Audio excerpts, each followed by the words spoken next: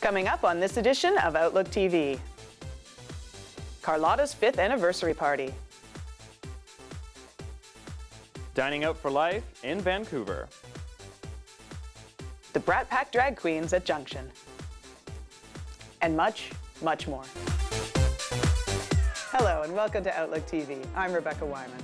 And I'm Robert Mackay, and we're the queer magazine news show that brings you the stories that matter the most from coast to coast. And we're going to start it off here in Vancouver at the Junction with Carlotta's 5th anniversary party.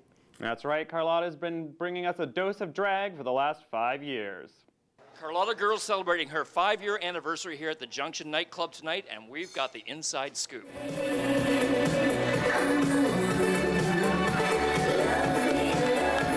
We are really excited. It's Carlotta Girls' 5th anniversary show. You know, she's pulling out all the stops. She's got some great girls in the show, backup dancers, everything. Oh, a beautiful, gorgeous array of flowers to go with my 2-week stay in Mexico, all-inclusive. Tonight marks the 5-year anniversary of this show, my show, Absolutely Dragulous, right here at the Junction nightclub. I didn't realize it would last this long. I started out as sort of a fun thing to do. I wanted to get back into doing shows again, so we started on a 3-month probationary period, and then the manager at the time pulled me into the office and said, no, we want you to continue on. Let's talk about what we need. We have Nikki Revenge this evening, Mandy Camp, Joni is here, Val and Vile, oh my God, Mina Mercury. We have a whole bunch of incredible performers. Iona Whip is here. We also have incredible dance troupe doing a little dance number with me, the House of La Douche. Fantastic dancers, incredible people to work with.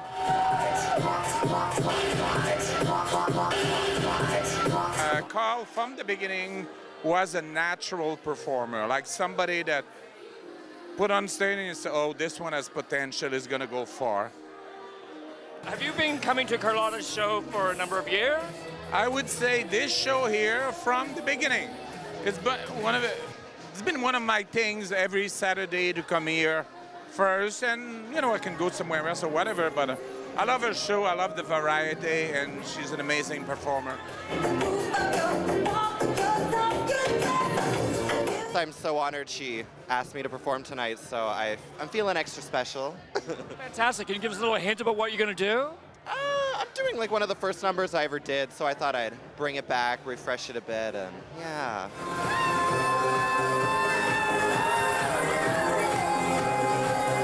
Carlotta and I have had quite a history in this town. My drag sister, we had a show together at the Royal Hotel for a number of years, and I am so, so honored and so proud of my drag sister for this night. 5 amazing years at this venue at the Junction. I could not be more proud of her.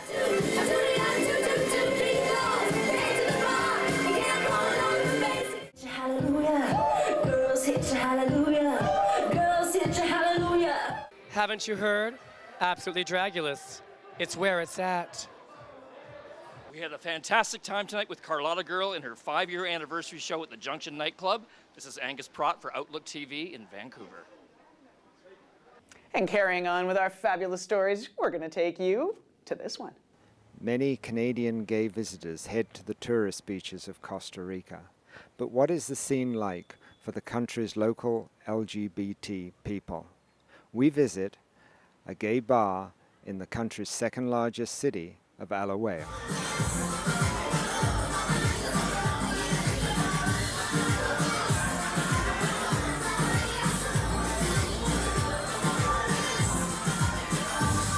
I moved down here in 1994. The first bar I opened was called Tsunami back in '97. And I've been involved in bars since.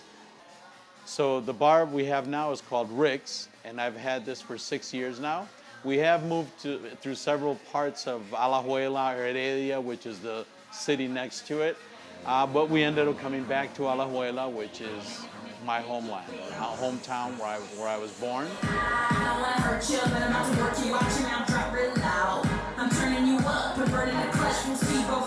I have noticed throughout the years how the gay scene has evolved as far as being more open, people being more accepting.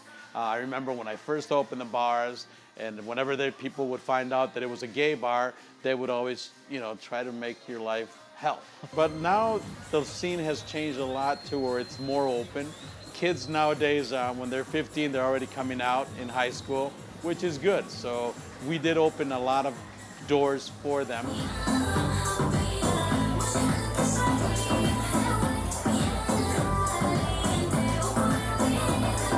If you are in Costa Rica, Costa Rica is a paradise. It's a paradise everywhere, in the mountain, if you can go to the beach, and if you go to the city, and the nightlife is a very good option too, everywhere. You can find everything here in Costa Rica. De OutlookTV que están esta noche es una versión actualizada de Animal Planet. And some women tell me that he wants to be like me, or using my clothes and walk like me, and etc. And some guys just want to be with me.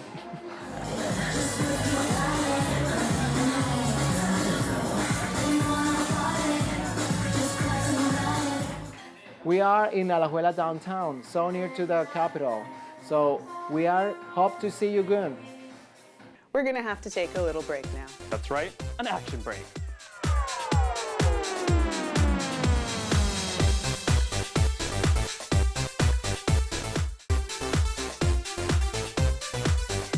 Welcome back. You're watching Outlook TV. And we're gonna kick it off with the Daily Extra with Robin in Vancouver. Hi, I'm Robin Perel, and I'm the managing editor in Vancouver of dailyextra.com. Here are some of the stories we've been following in the last few weeks. Health Canada quietly approved Truvada as PrEP on February 28, 2016, after years of lobbying from activists, doctors, and scientists concerned with gay men's health. Truvada isn't a new drug. It's been used to treat HIV for years. Then researchers realized that it could also prevent HIV. And 5 years of testing around the world have so far found it's extremely effective and safe. The US approved Truvada for use as PrEP, or pre-exposure prophylaxis, in 2012. Since then, its popularity has exploded, especially in gay centers like San Francisco and New York. But Canada lagged behind, until now. Approving Truvada as PrEP opens the door to a new era of HIV prevention in Canada. But experts say there's still a lot of work to do before any real change happens, especially around access to the drug and who's going to pay for it. In a strange coincidence, just as Health Canada was finally coming around on approving Truvada for PrEP, a doctor from Toronto released his findings on the first known case of a gay man taking Truvada daily as PrEP who still got HIV. Dr. David Knox says the rare HIV strain in that case shouldn't discourage people from considering PrEP. So Joe on the street is thinking of taking PrEP. How should he take this particular new information into his decision on whether to go on PrEP? I would say that this one case of breakthrough infection while on PrEP shouldn't discourage anybody who's considering PrEP from starting PrEP if it's right for them. And that's a conversation they have to have with their physician. For more on this story and all our PrEP coverage, go to dailyextra.com. Speaking of sex, Daily Extra columnist Kevin Dale McEwen recently wondered whether gay men should keep having sex in public spaces. And if so, just how public is public? McEwen was concerned about the latest initiative to clean up Vancouver Stanley Park. Such initiatives often degenerate into attempts to sweep out the homeless and the gay men cruising on the trails, he points out. While McEwen says he'd be the first to defend the cruisers if the latest cleanup crusade turns ugly, he also asks if it's time to adjust our culture, at least in the spaces we now share with the neighbors. Or is behaving decently in public overrated, he asks. Read his column at dailyextra.com. In national news, the Liberal government made headlines when it announced it's considering offering pardons to gay men convicted of having sex with each other before gay sex was decriminalized in 1969. But some say a pardon isn't enough. First of all, we'd like an official state apology, not just a pardon, says one group representing queer people who were purged from Canada's public service and military. Then there's the fact that several sections in the Criminal Code of Canada still unfairly target gay men, like the age of consent, which to this day remains higher for anal sex than other forms of sex. As Daily Extra columnist Rob Salerno points out, if the Trudeau government is serious about fixing some of the historical injustices done to gay men in Canada, it should also get serious about changing the laws that that still treat gay men unfairly. Read Rob's column on dailyextra.com. Back in BC, queer students at Capilano University in North Vancouver were undeterred by a flag-burning incident at Pride Week at the University of British Columbia in February. The Capilano students went ahead with their Pride Week as planned, and even the mayor of North Vancouver dropped by to show his support. As for the incident at UBC, RCMP say they've now made an arrest in the case. Officers won't yet comment on a motive for the alleged pride flag burning, but say they've recommended charging the accused with mischief. For more on this story and much more local, national, and international news, go to dailyextra.com and follow our Facebook and Twitter feeds. This is Robin Perel from Daily Extra in Vancouver for Outlook TV. Up next, Angus takes us to that fabulous annual fundraiser, Dining Out for Life. That's right, pull up a chair with friends for life and a loving spoonful for a hearty meal and a good time. The 22nd Annual Dining Out for Life Festival takes place this evening in Vancouver, and we're here at Tavola Restaurant to see what's going to be going on. Let's check it out. We're here at the official opening of Dining Out for Life 2016. Woo! A Loving Spoonful's been around for over 26 years, and we provide an average of 100,000 meals to men, women, and children living with HIV and AIDS. We have volunteers, volunteer ambassadors. They're out at restaurants. They're helping to collect donations, welcoming people into the restaurant. And also we have volunteers that are throwing parties. So they've asked their friends, family, let's get together, let's support these important causes and give back to our community. Friends for Life has been around for 22 years as well, coincidentally. Is in a wonderful heritage home in the West End, serving people in the community living with life-threatening illnesses, providing wellness care. So in addition to healthy meals, we do counseling, we do therapeutic massage, we do naturopathic medicine to help complement their medical services. Dining Out for Life is what actually helps us with operating costs for the charity, and a lot of the money goes towards serving healthy meals to people living with HIV, AIDS, cancer, ALS, cystic fibrosis, and hepatitis C in the community. Can you tell us where else this event takes place? It's W2W, Whistler to White Rock, and so it's happening at 100 restaurants over the Lower Mainland. Tavola Restaurant, it is a local West End restaurant here on the corner of Denman and Robson. It's an Italian restaurant. Tons of great features every single night. The entire idea behind the restaurant is family style. So we have a large table in the middle, but yeah, everyone kind of gets together and shares a whole bunch of food. I think Dining Out for Life, you know, it speaks to the fact that we are a neighborhood restaurant that loves to support the community. We also have that family network, and it just kind of provides you the occasion to bring awareness to Loving Spoonful and Friends for Life and these organizations that do such incredible, amazing work every single day of the week that people might not know about. It is my pleasure tonight to be the host here at Tavola Restaurant, and I'll be popping back and forth between here and Nook.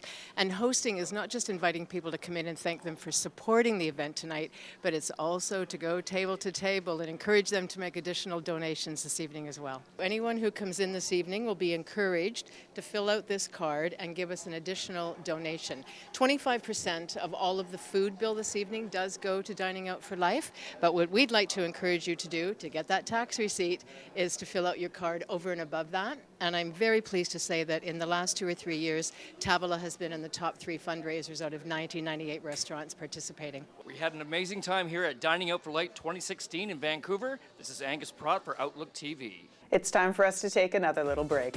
Another one? Like we barely do any work around here. I'm tired. Talk for yourself, man. Take off your heels. Yeah, okay.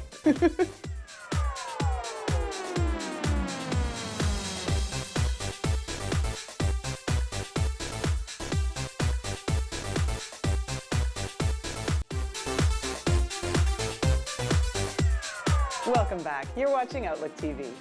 And we're going to start it off with Fly Girl, who's hosting the Hershey Bar event. The Dinosaur Edition.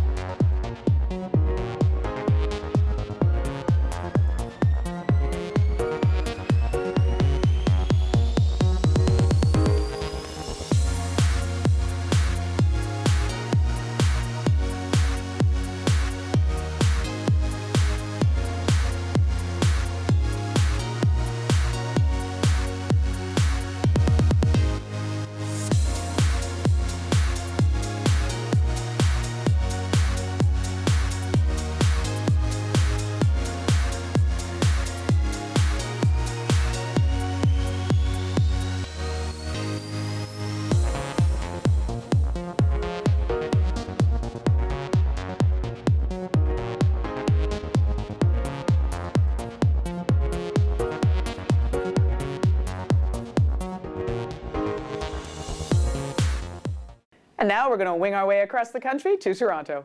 Enough with the West Coast. It's time to see what's on at the T-Dot.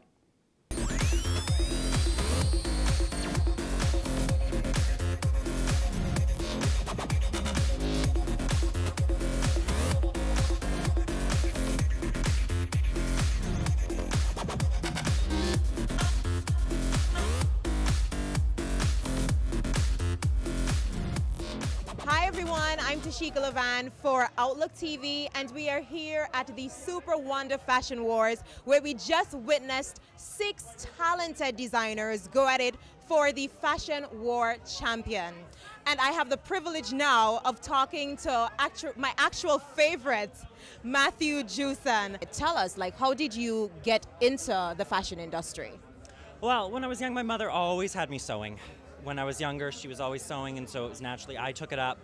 And I went into corsetry for a while, but it wasn't really sticking. I did women's wear, and then I came along menswear because I was in a strange phase where I couldn't fit into children's, couldn't fit into men's, so I ended up having to make them myself. And so from there, it branched into this. Now, you're 17 years old. Yes.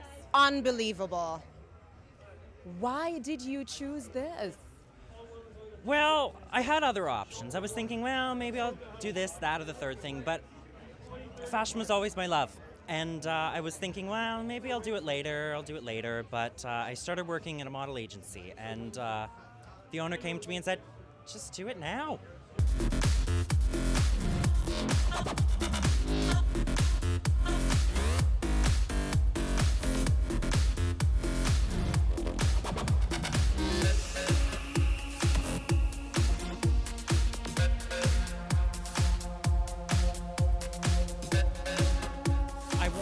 All of the lines of the garments all really enhance pecs or abs, and they really just exude masculinity and take sexuality and make it fun. And that's what I really want people to do, is embrace their sexuality and have fun with it. And I understand that you did everything, like you do all your designs, the production side of everything. I do it all. Everything has been done by me from the start, and so I've found a way. Where can people find your designs? Right now I have swimwear available Out on the Street in Toronto in the Village. And then my harnesses, I have some select harnesses available on my website, which is matthewjewson.com. You can find me on Facebook and Instagram, which is both Matthew Jewson Bodywear. So we've been speaking to Matthew Jewson. He was one of the designers in tonight's show. So we want to thank you so much for tuning in. I'm Tashika Levan here in Toronto for Outlook TV. Bye! Thursday nights in Vancouver at the Junction, you can find 5 drag queens. That's right, because what's better than 1 times the lady? It's 5 times the lady. We sent Skylar to check it out. Vancouver's own Spice Girls, the Brat Pack, are performing here at Junction tonight. Well, every Thursday, actually. They're funny, they're gorgeous, and they're going to put on an amazing show this evening. Let's check it out.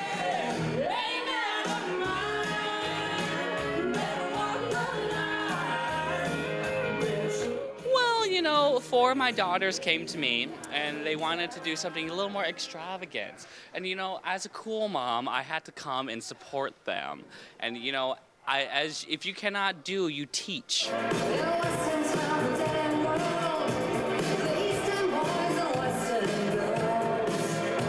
The fact that we're 5 different people, we come together like the Spice Girls, but we're not the Spice Girls. And we come together and we do our own thing, and we're really unique, and we do better together. It's way more fun.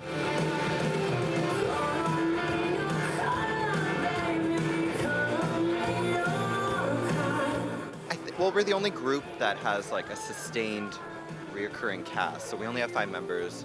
We don't let any others in. Maybe later, but yeah, we're just like a core group. We all get along really well. So that really helps, like doing group numbers every week and just making a formula. And the great thing about Brat Pack is like we're all so different. The best things in life are free, but you can give them to the birds and bees. Money. Brat Pack is perfect because, like the other girl said, there are 5 of us. We've all got a bit of a different style, but we are all, I don't want to say we all started at the same time, but you know, around the same, like got good experience, done a lot of shows together, and really just you know, pull things through. Like, I'm the very subtle, mature one. And then, you know, Valen, she does purple things. And then Jem talks a lot. Jane gives us cigarettes. And then Gia's a dancer. So, I mean, really, that's a full house right there. Sometimes drag is like kind of a chore and it kind of stresses me out, but the past few weeks, like, I've had the most fun getting ready for a drag show that I ever have, and I guess it's mainly because I love the girls that I work with, and I love the concept of the show, and I love the venue, and I love all of our fans that come support every week. It's just like an all-around really good vibe. Brat Pack is all about a sisterhood. There's 5 girls. I'm one of them. And yeah, we're all so very different. We all have our niche, we all have our strengths and our weaknesses, and we all just work together to create this elaborate, collective masterpiece. It's quite fantastic. We have trading cards that we hand out every week. So we already did the first series, which was a card of all of the girls' faces, debuting all the girls. So we just debuted our new series, which is the weapons of all the girls. This is the group one, because all the girls wear nails. Well, sometimes. I have one on tonight. Oh. And then here's like Gia's So Long Sucker. Yeah, so we have a new card each week, usually tied to one of the girls, and then we have a new series coming out after that set. So. Just being a part of such a group and, you know, having sisters and having people that you can lean on in such community is so important. And I'm actually from Toronto, so moving here a year ago, I did not expect that I would be here today doing this with such an amazing group of girls. So I love you girls so much.